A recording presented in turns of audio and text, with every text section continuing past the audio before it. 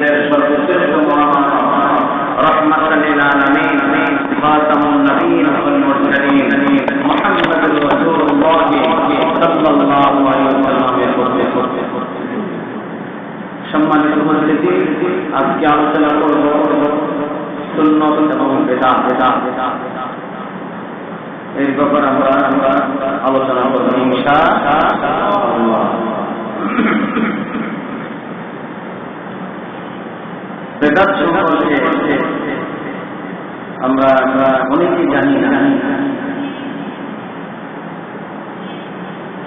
وكل أمور محدثاتها وكل محدثة بدعة وكل بدعة ضلالة وكل ضلالة في النار।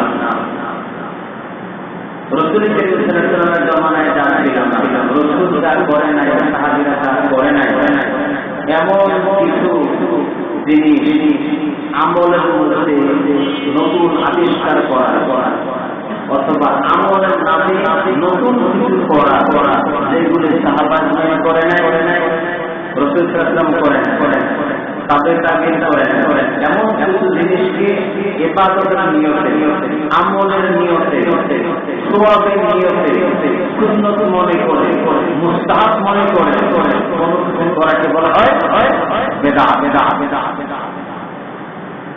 এখন যদি কেউ প্রশ্ন করে রাসূলের জমানায় মাইক ছিল না, তাহলে মাইক কি বিদআত? আমি যে বিদআতের সংজ্ঞা দিলাম, ওই সংজ্ঞা কি বোঝা যায় মাইক বিদআত? হ্যাঁ, কেমন বোঝা যায়? আবার যেই আমল যেইটা রাসূল করে নাই, সাহাবায়ে কেরাম করে নাই, তাবিঈন করে নাই, তাবিঈন করে নাই, তাদের জমানায় ছিল না, এমন কোন কাজ, এমন কোন আমলকে সওয়াবের নিয়তে সুন্নাত মনে করে করাকে বলা হয় বিদআত। এখন ওই দৃষ্টিকোণ থেকে মাউত এগুলি বিদআত হয়, এগুলি বিদআত। কারণ মাইক ব্যবহার করছি, এটা আমরা এটা উত্তম হিসেবে বুঝি। এই জন্য অনেক মানুষের কাছে যেন এই মেসেজটা যেন পৌঁছতে পারে সঠিকভাবে, এই জন্য মাইক ব্যবহার করা। কিন্তু মাইকে আলোচনা করলে সব বেশি হবে, মাইক না আলোচনা করলে সব কম হবে, এরকম নয়। ইবাদতের নিয়তে, আমলের নিয়তে কোনো কিছু করলে কি হবে? বিদআত। যেটা রাসূলের জমানায় ছিল না, সাহাবীরা করেন, সেটা বিদআত। এখানে আমাদের উদাহরণ অনেকেই প্রশ্ন করে মাইক ছিল না, এরকম টাইম ছিল না, এয়ার কন্ডিশন ছিল না, ফ্যান ছিল না, তাহলে এগুলো তো বিদআত না যায়। এগুলো বিদআত হচ্ছে যেটা রাসূল করে নাই, এখন আমি করে নেব, অথবা সাহাবীরা করে না, কিন্তু আমি করতেছি সওয়াবের নিয়ত করে, ইবাদত মনে করে করতে, সেটা হচ্ছে বিদআত। আরেকটা জিনিস মনে রাখতে হবে, যেমন বোঝার জন্য বলছি, নামাজ এটা ইবাদত কিনা? নামাজ এটা অবশ্যই ইবাদত। কিন্তু এই নামাজ বা সালাত এটা ইবাদত কখন হবে? যখন এটা আল্লাহর হুকুম এবং রাসূলের সুন্নাত তরিকা মোতাবেক করা হবে, তখন কি হবে? এটা ইবাদত হবে। কিন্তু এর বাইরে যদি নামাজ আদায় করে তখন কিন্তু এটা ইবাদত হবে না। যেমন সূর্য যখন উদিত হয়, সূর্য যখন মাথা চলে আসে, সূর্য যখন অস্তমিত হয়,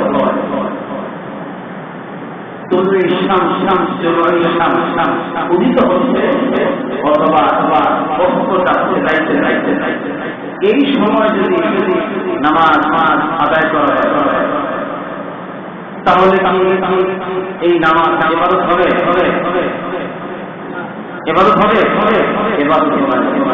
কারণ তখন নামাজ পড়া কি হারাম। এই তিন সময় নামাজ পড়া হারাম, নামাজ পড়া যাবে না। কিন্তু আমরা তো বললাম নামাজ ইবাদত, এতে বোঝা গেল নামাজ নিজে নিজেই কখনো ইবাদত হতে পারে না যতক্ষণ না পর্যন্ত আল্লাহর হুকুম মোতাবেক রাসূলের সুন্নাত মোতাবেক নামাজ পড়া না হয়, ততক্ষণ পর্যন্ত নামাজ ইবাদত হতে পারে না। রোজা আল্লাহর হুকুম ইবাদত কিনা বড়, কিন্তু ঈদের যে রোজা রাখা হারাম। এতে কি বোঝা যাবে? রোজা তখন ইবাদত হবে যখন আল্লাহর হুকুম মোতাবেক রাসূলের তরিকা মোতাবেক যখন রোজা রাখা হবে তখন ইবাদত হবে। শুধু রোজা রাখলেই ইবাদত হবে না, শুধু নামাজ পড়লেই ইবাদত হবে না। আশা করি সকলে বুঝতে পেরেছেন। দেখেন ইবাদতের ব্যাপারে কত কঠিন কথা এসেছে। আমি একটা উদাহরণ দিয়ে পরে সামনে আগামী আজ থেকে কয়েক বছর আগে বাংলাদেশের কোন এক জায়গায় একটা বাস্তব উদাহরণ বলছি, কোন এক জায়গায় আরো কয়েক বছর আগে তখন কিন্তু কামের শেষ হয় না, মুক্তি শেষ হয় না।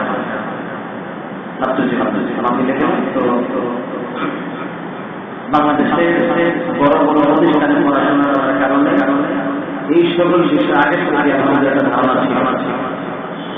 তো শেখ মাহফিলে গেলাম, মাহফিলে যাওয়ার পরে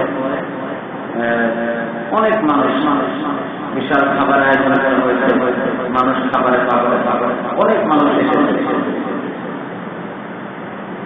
যেখানে বক্তা আলোচনা করবে সেই বক্তার জন্য একটা চেয়ার হয়েছে, সভাপতির জন্য একটা চেয়ার হয়েছে, আর পাশে আর একটা চেয়ার সুন্দর করে সাজিয়ে আরেকটা চেয়ার রাখা হয়েছে।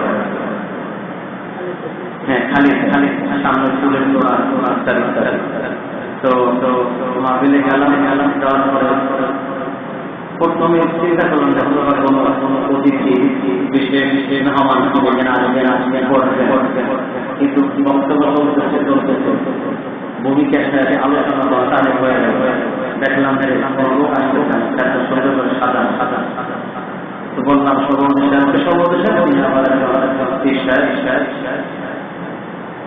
দুনিয়ার বর্তমান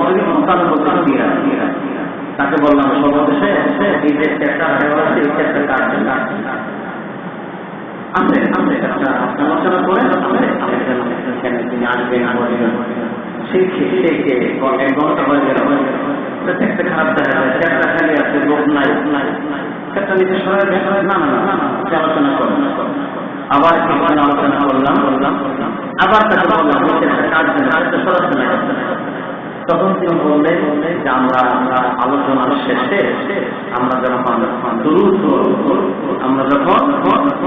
করবো তখন নবী করিম সাল্লাল্লাহু আলাইহি ওয়াসাল্লাম তিনি এসে এই চেয়ারে বসবেন। রাসূল এসে তিনি এই চেয়ারের মধ্যে কি করবেন? বসবেন। তখন আমি চিন্তা করলাম যে বসবেন তখন আমরা দাঁড়ায় আমি বললাম রাসূল যেই চেয়ারে এসে বসবেন সেই চেয়ারে আসল বসে আরেকটা চেয়ারে বসে আমি কথা বলবো, আলোচনা করবো, ওয়াজ করবো, এটা আমার জন্য চরম ব্যাধি। আমাদের মহাজন কি বলে রাসূল যেই চেয়ারে বসে রাসূলের পাশে চেয়ারে বসার ক্ষমতা এই পৃথিবীর কারণে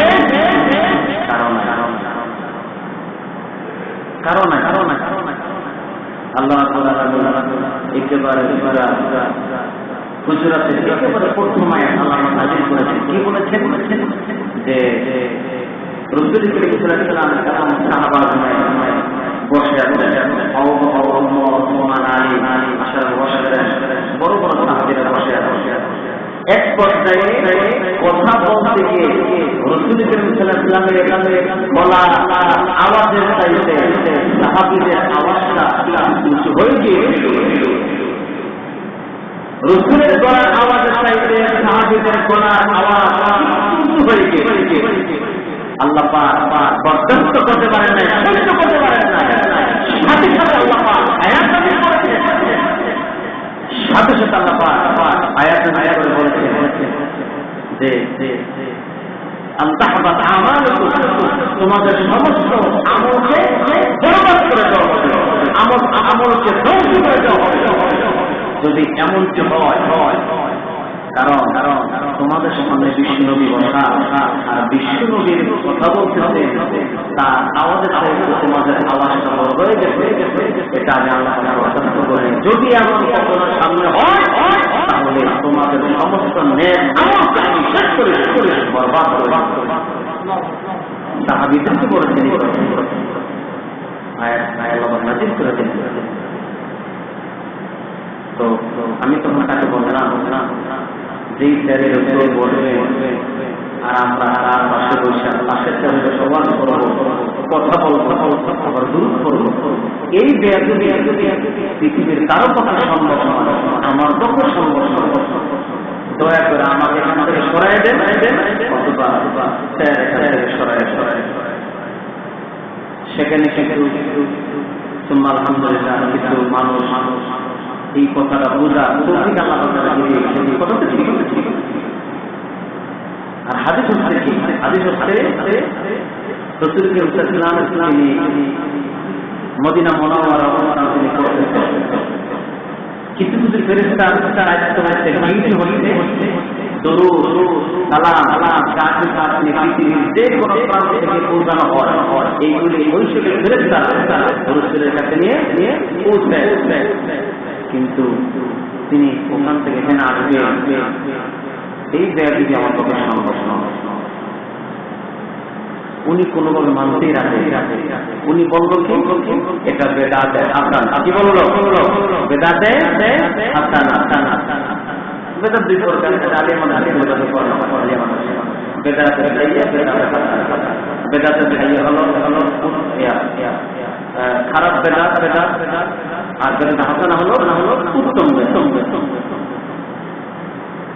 অনেক কোনোভাবে মানল না, পরের দিন আবার সেখানে আমার বলতে হবে, ওখানে অবস্থান আমরা থাকলাম। ফজর নামাজে আমাকে ইমামতির সুযোগ চাই না, যখন যেহেতু আমি মোতাবেক ছিলাম আর জোর পারিনি, আমাদের পারিনি। মাগরিবের সময় আমার ইমাম সাহেব বললো যে নামাজ পড়া। আমি তখন সবুজ পাইলাম বেদাতে হাসানা তাকে বলে তোমাকে ঘুরাই দিই নামাজের নামাজ। আমি আল্লাহ আমি ইচ্ছা করে মাগরিব 3 রাকাত নামাজ, বড় 3 রাকাত না, মাগরিব 3 রাকাত নামাজ আমি দাঁড়াই না, 3 রাকাত পরে আমি না বসে আমি দাঁড়াই। এখন দাঁড়ায় যাওয়ার পরে পিছন থেকে লোকমা দেখছে আল্লাহু আকবার, আমি লোকমা নিচ্ছি, বারবার লোকমা দেখছে আল্লাহু আকবার, মনে মনে আজকে বেদাত তোদেরকে বুঝে এবার পুরা করলাম, পুরা করে নামাজ শেষ করার পরে বিশ্বাস মুরুবী মানুষ কোনা চায়। এবার 1900 অনেক মুসলিম বলতেছিল নামাজ তো এক রাকাত বেশি। আমি বললাম সমস্যা নামাজ এক রাকাত বেশি, সমস্যা তো নামাজ তো হবে না, নামাজ কেন হবে না? সেখানে 3 রাকাত করো, আমার সময় আছে, সুন্দর এক রাকাত বাড়াই করলাম, সমস্যাটা কোথায়? সব বেশি সূরা ফাতিহা একবার বেশি করা হইল, রুকু একটা বেশি করা হলো, সিজদা দিতে বেশি হলো, ঠিক কিনা? সমস্যা না, এটা হবে না। আমি বললাম কেন? এটা বেদাতে হাসান, এটা বেদাতে হাসান না, এটা বেদাতে হাসান, এটা হবে। আমি বললাম কেন হবে? ওখানে যদি বেদাতে হাসানা বলে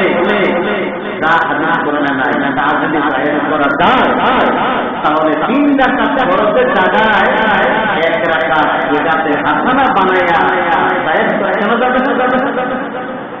এই কথা বলার পরে মোটামুটি সবাই আল্লাহ পরে আবার তোবা করে আলহামদুলিল্লাহ আল্লাহ করে শুকর আদায় করে আল্লাহ দিত না আমল নাও কবুল করে অন্তত এই কাজটা বুঝলে করে আল্লাহ আমাদের মাফ করে দেয় আমিন। সবাই আলহামদুলিল্লাহ বিষয়টা ক্লিয়ার বুঝতে পারবে যে ঠিক ওখানে যদি বেদাতে হাসানা হয় এটাও বেদাতে হাসানা, আর এখানে বেদাতে হাসানা যদি না চলে দুনিয়া কোনো জায়গায় বেদাতে হাসানা বলে ইসলামের মধ্যে নতুন কোনো কিছু চলবে।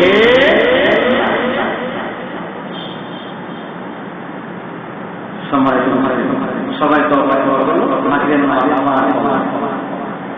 আল্লাহ আল্লাহ আমি এটা কেন করছি তুমি জানো, আমি তো একটা মানুষকে বোঝার জন্য করছি, যারা কিছু মানুষ আছে বুঝতে চায় তর্ক বিতর্ক কথা বলতে পারবে বিচার মায়ের দাম ডুবিয়ে দেওয়া হয়েছে এদেরকে বোঝানোর জন্য এই সকল কাজের মাধ্যমে সম্মানিত বেদাতের কথা কখন ভয়াবহ দেখেন إني فرأتكم على الحوض من مر على شربا ومن شرب لم يسمع أبدا لا يرين على أقوام عارفهم يعرفونني ثم يحالون بينهم رسول বলেছেন হাসর ময়দানে রসুল তার উম্মতকে দলবদ্ধভাবে নেতৃত্ব দিয়ে হাউজে কাউসারের দিকে নিয়ে যাবে আর রাসূল সাল্লাল্লাহু নিজ হাতে তিনি তার উম্মতদেরকে হাউজে কাউসারের পানি পান করাবেন। সুবহানাল্লাহ। এই অবস্থা দেখে কিছু কিছু মানুষ দলবদ্ধ হয়ে রাসূলের কাছে যাবে, গিয়ে বলবে তারা জামাত হাউজে কাউসারের পানি আপনাদেরকে পান করায় হে রাসূল, আমরা আপনাদের মধ্যে ছিলাম, আপনি আমাদেরকে হাউজে কাউসারের পানি পান করায় দেন। এই কথা বলার পরে নবীজি হাউজে কাউসারের পানি যখন তাদের কাছে পান করার জন্য যখন নিয়ে যাবে ঠিক এমন সময় তাদের মাঝখানে আর রাসূলের মাঝখানে একটি পর্দা পড়ে পানি পড়ে যাবে। তখন নবীজি বলবেন ফাকুলু ইন্নাহু মিন্নি ফায়াকুলু ইন্নাকা লা তাদরি। কেন পারিশ্রমিক করা হলো কেন তাদের মাঝে আমাদের মাঝে কেন পর্দা পেয়ে হলো? এরা তো আমার ফেরেশতারা বলবে ইন্নাকা লা তাদরি মা আদারু মান বাদাকা আকুলা মুকাল্লিমান ওয়া বাদি মুতাফাররিন আলাইহি। ফেরেশতা বলবে রাসূল, আপনি তো জানেন না আপনার ইন্তেকালের পরে আপনার ইন্তেকালের পরে অবস্থাটা পরে আপনার এই উম্মতেরা এই জাতিরা এই লোকগুলি ইসলামের মধ্যে সুন্নতের মধ্যে তারা নতুন আবিষ্কার করেছিল, নতুন কিছু তারা আমল তৈরি করে বানিয়েছিল। এরা হলো সেই বেদাতকারী। এবার এই কথা বলার পরে নবীজি বলবেন তোমরা দূর হয়ে যাও তোমরা আমার ইন্তেকাল পরে তোমরা আমার উম্মতের মধ্যে তোমরা নতুন আবিষ্কার করে দিলে। নবীজি বলবেন তোমরা দূর হয়ে যাও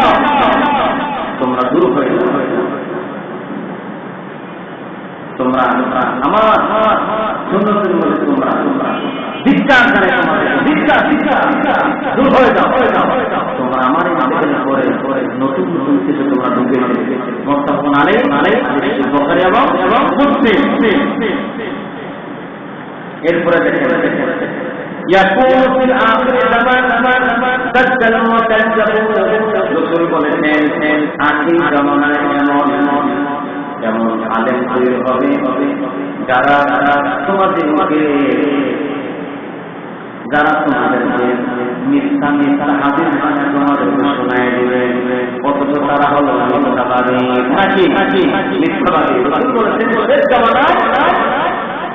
তোমাদের মধ্যে উম্মতের মধ্যে নতুন আলেম তৈরি হবে যারা তোমাদেরকে কোরআন এবং হাদিসের বাইরে বানায়া মিথ্যা কথা তোমাদের হাদিসের নামে তারা তোমাদেরকে শোনাই দেবে, চালাই দেবে। অবশ্যই এটা মুসলিমের হাদিস। খুব কঠিন ভাবে এখানে নিষেধ করা হয়েছে।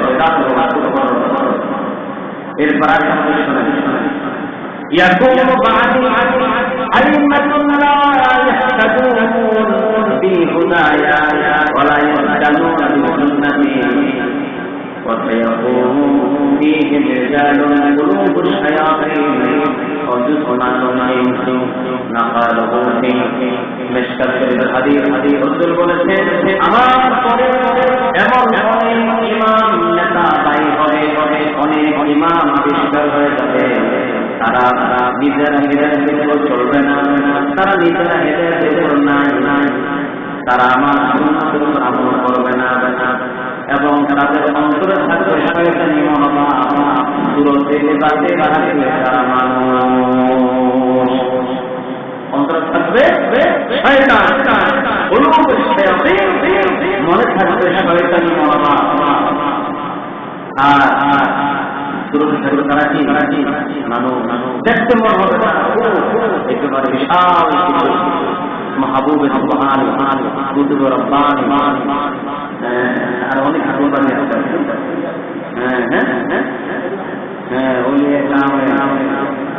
আর অনেক কিছু আছে, অনেক কিছু কি করে তাদের আছে আর কি। এত উপাধি, এত টাইটেল, তাদের নামের আগে আসল নামটা খুঁজে পাওয়া যায় না। আপনারা বহুত নামটা শুনতে কত কিছু উপাধি থাকে, আসল নামটা খুঁজে পাওয়া যায়।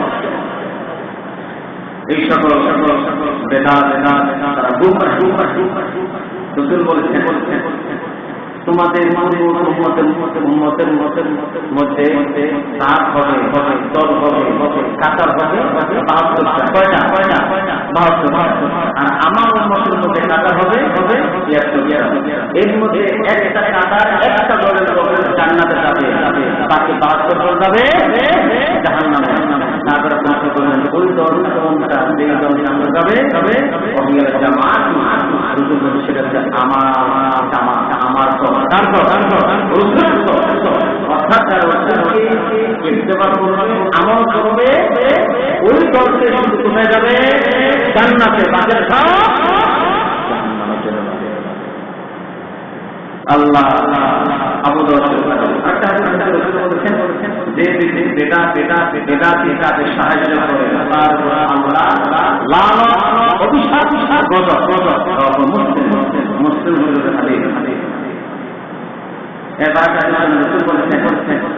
যখন আমার শূন্য বিকৃত হয়ে যাবে, আমার শূন্য যখন শেষ হয়ে যাবে, তখন আমার শূন্যকে সঠিকভাবে আঁকড়ে ধরবে, আমল করবে, তার আমল নামায় আল্লাহ দান করে দেবেন। যখন শূন্যতা শেষ হয়ে যাবে, যখন শূন্যতা থাকবে না, আল্লাহ রাব্বুল আলামিন তখন এই সওয়াব এই মদত দিবেন যারা শূন্যতে আঁকড়ে ধরবে।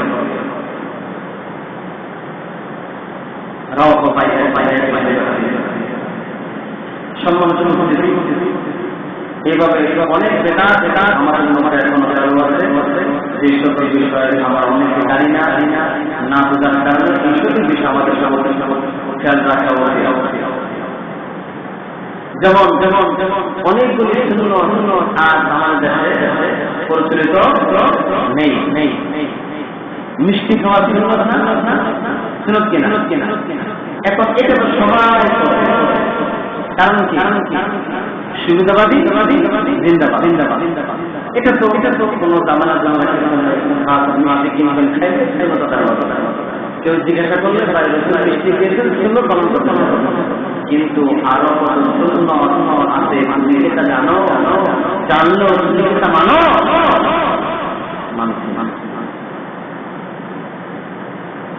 আল্লাহ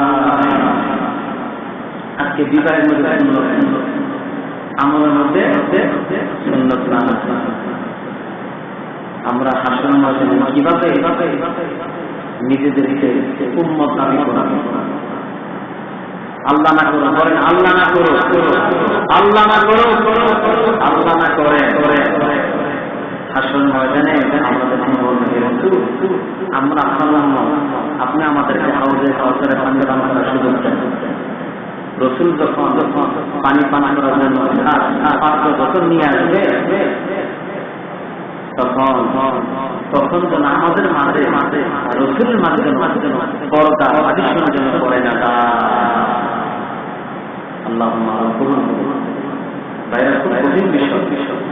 যতটুকু কাজ করবো সুন্নতের ইত্তেবা করে কাজ করার চেষ্টা করবো। কোনো ভাবেই যেন পারছি না করি না, কিন্তু বাড়ায় করা বাড়ায় করা বলে সুযোগ আছে, সুযোগ নাই। এখানে এই বিষয়গুলো আমরা আলহামদুলিল্লাহ আমাদের মধ্যে আমাদের ছিল না আসলে পালন করে নেয় এমন কিনা পূর্ণতা আমরা চালু করার কথা বলেছি। যেমন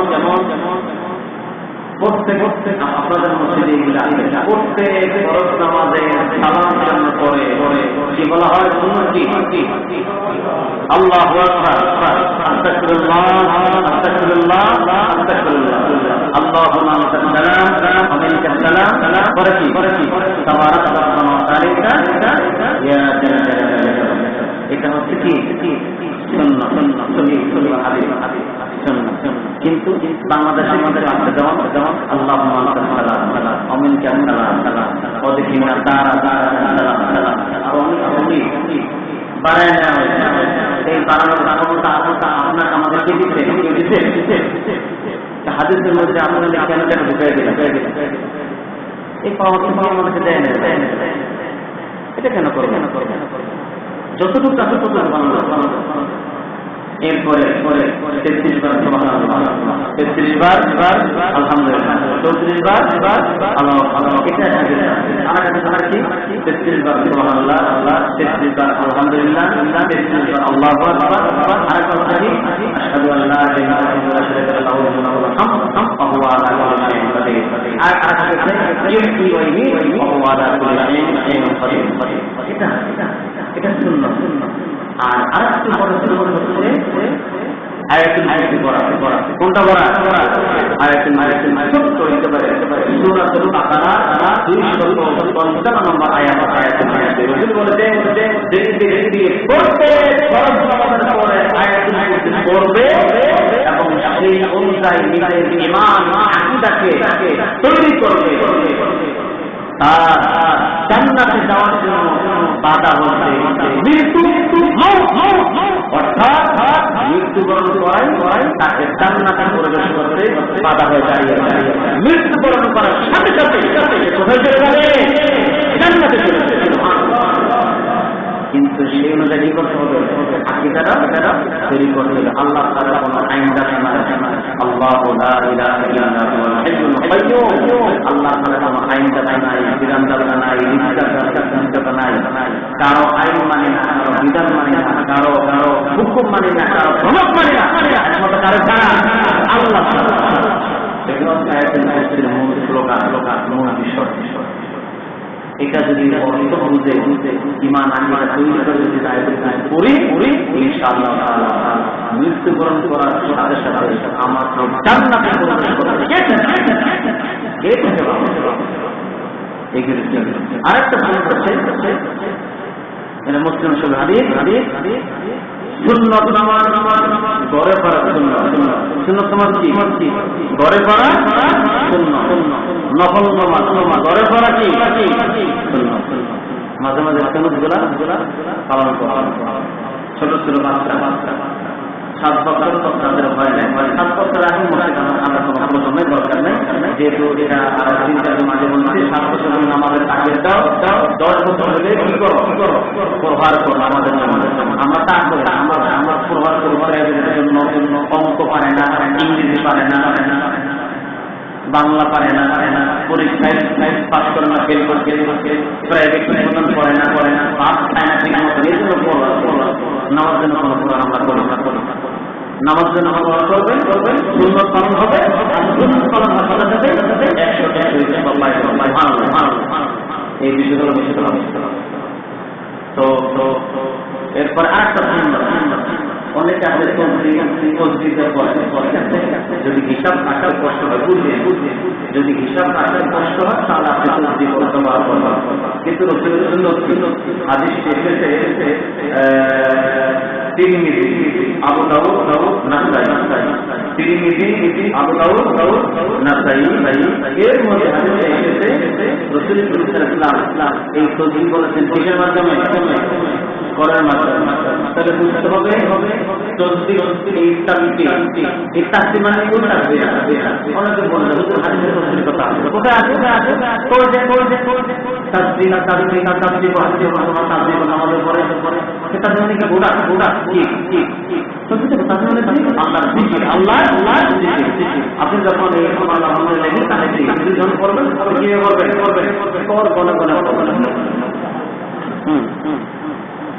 এবং অনেক আয়াত আছে পৃথিবীতে যারা সবাই কি করে তাসবিহ করে, তাকবীরও আল্লাহ তাআলা করে, ওদের জন্য তারা এই গোড়া মাত্র আল্লাহ জিকির করে চলতে পারে, ওদের জন্য তারা কোনো রকম এগুলো নাই আছে এগুলো তাসবিহ মানে তাসবিহ হচ্ছে কি আল্লাহ জিকির, সুবহানাল্লাহ, আলহামদুলিল্লাহ, আল্লাহু আকবার, লা ইলাহা ইল্লাল্লাহ, আল্লাহ এই নামগুলো আছে আল্লাহ জিকির। তাহলে তাসবিহ করার জন্য আবার এই হাতের পরবনা করার একটা اليوم نحسن على أفواههم وتكلمنا أيديهم وتشهد أرجلهم بما كانوا হাসর ময়দানে যখন জবানটা বন্ধ হয়ে যাবে, সাক্ষী দিবে কে? হাত সাক্ষী দিবে, হাতের আঙুল আমাকে বিপক্ষে সাক্ষী দিবে। এই বিষয়গুলো আরেকটা ফরজ নামাজ বলেন এই জায়গায় সুন্নত পড়বে একটু এদিক সেদিক হয়ে একটু আগে একটু ডানা একটু জায়গাটি পরিবর্তন করে বলবেন, কারণ এই প্রত্যেকটা জায়গায় আসল ময়দানে আপনার পক্ষে আপনার কি দিবে এই সুন্নতগুলো আমাদের আমল করা সহজ না কঠিন? ভাই সহজ। এরপরে আপনি করবেন এখানে মাগরিব এখানে পড়বেন, এশা এখানে পড়বেন, ফজর ওখানে পড়বেন, একটু রিসিভ করে তার এটা একটা সুন্নাত। এগুলো আমরা সহজ আমরা করার জন্য ইনশাআল্লাহ তাআলা এই বিষয় আর মেসওয়াক করতে হবে আমাদের নবী রাসূল বলেছেন মেসওয়াক করাকে আমি ওয়াজিব করে দিতাম, কিন্তু আমার উম্মতের কি হবে কষ্ট, এই জন্য আমি ওয়াজিব করে দিতে খুব গুরুত্বপূর্ণ এই বিষয়গুলো খেয়াল রাখতে এবং ওই দিন আমাদের নামাজ পড়া। এবার দেখেন দুরূদের মধ্যে সুন্নতগুলো আছে না নাই? আছে। আমরা এটা তৈরি করেছেন মনসুর আল্লাহ বালাকাল ওয়ালা বিন মালিহি, এটা তৈরি করেছেন আল্লামা শেখ সাদেক রহমাতুল্লাহ আলাইহি। এজন্য আমি এই মনসুর আল্লাহর এটা নাচের নাম বা কবিতা এটা পড়ি, পাশাপাশি দুরূদ ইব্রাহিমও পড়ি বা ওটা পড়ি। আমাদের দেশে কিছু বই আছে, এই বইতে দুরূদ আছে, যেই দুরূদের সাথে কোরআন সুন্নাহ হাদিসের তাবিলের কোনো ন্যূনতম কোনো সম্পর্ক নাই। যেমন দুরূদে লাখ, দুরূদে তার, দুরূদে হাজার, দুরূদে মুকাদ্দাস, দুরূদে নারিয়া, দুরূদে মাহি, দুরূদে মুজাদ্দিদিয়া, দুরূদে কাদিরিয়া, দুরূদে সিদ্দিয়া, দুরূদে নকশবন্দিয়া, দুরূদে কাউসিয়া। এই দুরূদগুলা রাসূল সাল্লাল্লাহু আলাইহি হাদিসে পাওয়া যায়। এই হাদিসে মারফু হাদিসে মাওকুফ হাদিসে মারফু হাদিসে হাদিসে হাদিসে শাদ হাদিসে হাসান হাদিসে যঈফ আছে, হাদিসে জাল কি হাদিস আছে জাল। এই জিনিসগুলা অনেক সাজায়, আমরা এই দুরূদের আগে বিশাল সাজায় লেখা, এই সাজায় দেখে মানুষগুলো আকৃষ্ট হয়ে এগুলো সর্বশেষ বলতে ভাই আমাকে আপনারা ভুল বুঝবেন, প্লিজ অনুরোধ করছি ভুল বুঝবেন না, দয়া করে আমাকে ভুল বুঝবেন না। কোরআন হাদিসটা পড়েই এরপর এখানে বসে নোট করে নিয়ে আসেন। দয়া করে আমাকে ভুল বুঝবেন না, আমাকে খারাপ মন্তব্য করবেন। আমাদের দেশে এগুলো ফলকে অহরহ আমরা না বুঝে এগুলো করি। আজকে বাজারে যায় পকেটে টাকা আছে, ভালো মাছ মাছটা কিনে রাখি তরুণ না তাজা তা দেখি কিনা টিভিতে দেখি না। আবার কানে দেখেন এটাকে কি বলে টান শুরুটা দেখি না লাল না সাদা এরপরে এগুলি দেখি তরকারি কিনতে গেলে পোকা মাকড় খাইতে ভালো না দেখি কিনা ভাই দেখি। প্লিজ ভুল বুঝবেন না, দয়া করে ভুল বুঝবেন না। মাছ কিনতে কষা না বন্ধ নাকি নরম নাকি তাজা করে ফল কিনবেন ভালো না মন্দ ট্রাই করে। এরপরে পোকা মাকড় খাইতে কি খায় না ট্রাই করে। নতুন না পুরাতন, বাসি না তাজা ট্রাই করে। জমি কিনতে গেলে দলিল আরে আরো ছোট আছে এগুলি যাতায়াত করে সব কিন্তু প্লিজ আমরা যে ইবাদতগুলো করতেছি এই ইবাদতে সঠিক রসুল করেছে কিনা, সাহাবাগণ করেছেন কিনা, এটা দলিল প্রমাণ সহকারে আমরা কখনো যাতায়াত করেছি যাতায়াত কখনো করেছি আমরা করি না। জবাবটা কি দিব আল্লাহর কাছে? একজন একটা বলল বলে দিল আছে হাদিস কোথায় আছে? কোথায় আছে? কোন হাদিস? দলিল সহকারে যদি হয় গ্রহণ করবেন, দলিল সহকারে যদি না বলে সেই বলুন না কেন তার কথা কি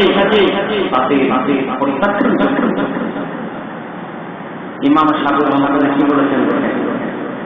রসূল করিম সাল্লাল্লাহু আলাইহি ওয়াসাল্লামের রওজার পাশে তিনি হাদিসের দর্শ দিচ্ছেন। নবীর কবরের আশেপাশে তিনি হাদিস পড়াচ্ছেন আপনাদেরকে। হাদিস পড়তে গিয়ে তিনি বলেছেন পৃথিবীতে কোন মানুষের কথা গ্রহণ করা যাবে না যাচাই বাছাই ছাড়া, একমাত্র এই কবরওয়ালা ব্যক্তি ছাড়া। কাকে বোঝানো হয়েছে এখানে? রসূল সাল্লাল্লাহু আলাইহি ওয়াসাল্লাম বোঝানো হয়েছে এই কবরওয়ালা ব্যক্তি ছাড়া পৃথিবীর কোন মানুষের কথা সেই ছোট বড় ব্যক্তি গ্রহণ করা যাবে না। আল্লাহ পাক আমাদের সবাইকে সঠিক কথা বলে আমরা বলে আমিন। সম্মানিত উপস্থিতি, আমাদের দেশে বিভিন্নভাবে এই করোনা ভাইরাসের ব্যাপারে দিক নির্দেশনা দেওয়ার জন্য আমাদেরকে বারবার বিভিন্ন জায়গা থেকে টেলিফোন আসতে বলছে। অবশ্যই কি বলে মাস্ক ব্যবহার করা, অবশ্যই মাস্ক ব্যবহার করার চেষ্টা করবেন। জ্বর, ঠান্ডা, কাশি, গলা ব্যথা এই অবস্থার মধ্যে শারীরিক দূরত্ব বজায় চলবে। গাদাগাদি যেহেতু পরিবেশটা কি করবেন। এরপরে হাসি দেওয়ার সময় অনেক এখন মাস্ক ব্যবহার তো করেই না, আবার হাসি দেওয়ার সময় একেবারে আর না এটা কেন বলবো? আচ্ছা হাসি দেওয়ার সময় আমরা কি বলি আলহামদুলিল্লাহ বলি। কোন মুসলমান কোন আলেম ওলামা একবার চিন্তা করতে যে হাসি দেওয়ার পরে আলহামদুলিল্লাহ কেন বলা হয়? একবার চিন্তা করছি আমরা। রাসূল বলছেন আমরা কেন আলহামদুলিল্লাহ বলি? কেন আমরা চিন্তা করি? আমরা তো খালি মারামারি সময় এই হাদিস নিয়ে মেডিকেল সাইন্স মুসলমানরা অমুসলিমরা গবেষণা করেছেন। যখন হাসু বলি মোহাম্মদ সাল্লাল্লাহু সে কেন আলহামদুলিল্লাহ বলতে হবে? তারা গবেষণা করল, অসংখ্য মানুষের হাদিস নিয়ে তারা গবেষণা করল এবং এই হাসি দেওয়ার সময় তারা লাগাইয়া চিন্তা গবেষণা করলো। যখন কোন মানুষ যখন হাসি দেয় এই হাসি দেওয়ার সময় 80 প্রকার আপনার রোগে জীবাণু এই হাতের সাথে না লেগে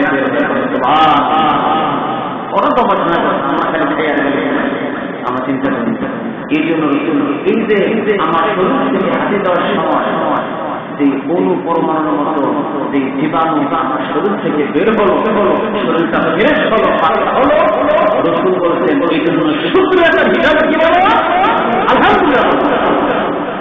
এখন আপনি মাছ ব্যবহার করলেন, আপনি হাতি দেওয়ার সময় মুখ খালি দ্বিতীয় করলাম হাতি দেওয়ার সময় কি করা মুখ চেপে দেওয়া। আবার এমন সেদিন না করা এরকম না হাই দেওয়ার সময় মুখ হাত করলে এরকম হাতে এরকম উল্টা পাশে হাতি দেওয়ার সময় মুখ দিকে আপনি মাছ ব্যবহার করলেন না, মুখ চেপে ধরলেন বরং আরেকজন মুখের দিকে কি করলেন না ঠিক করেন না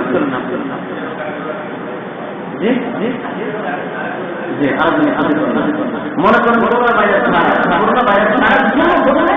মুখ থেকে এরকম আর এখন তো ভাইরাস সৃষ্টি করছে। আপনি স্বাস্থ্যবিধি মেনে চলেন, সাবধানতা অবলম্বন করেন এই বিষয়গুলো ভাই আমরা সকলেই ব্যবহার করবো, শারীরিক দূরত্ব বজায় করবো। আর অবশ্যই মসজিদে আসার সময় আমরা সাবান দিয়ে অথবা যে ধরনের মেডিসিন আছে ব্যবহার করবো, মসজিদে আসবো। আর মসজিদ থেকে বাসায় ঢুকতে আমরা এটা অবহেলা করবো যে যত সম্ভব আমরা জায়নামাজ নিয়ে আসবো। আর জায়নামাজ আমরা বেশি ধনক দোয়ার চেষ্টা করি আল্লাহ